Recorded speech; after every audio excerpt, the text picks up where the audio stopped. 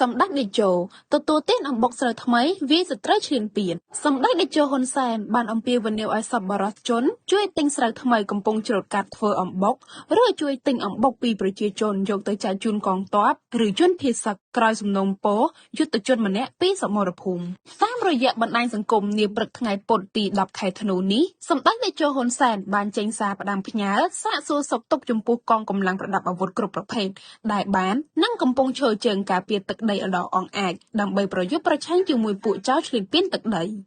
សម្ដេចតេជោសូមចូលរួមលំបាកជាមួយប្រជាពលរដ្ឋបងប្អូនជនភៀសសឹកទាំងអស់ដែលបានភៀសខ្លួនដោយសារចៅឈ្លានពានសម្ដេចក៏សូមអរគុណចំពោះសប្បុរសជនដែលបានចូលរួមសម្ភារៈថវិកាតាមរាជរដ្ឋាភិបាលក៏ដូចជាសប្បុរសជនដែលបានយកទៅចែកជូនដោយផ្ទាល់ដល់កងកម្លាំងប្រដាប់អាវុធនិងបងប្អូនជនភៀសសឹកសម្ដេចតេជោមានប្រសាសន៍ថាសម្ដេចបានឃើញសំណុំពរយុទ្ធជនម្នាក់ពីសមរភូមិថាសូមជួយជាអំបុកល្អជាងជួយជាមីសម្ដេចយល់ថាសំណុំពរនេះល្អសមហេតុផល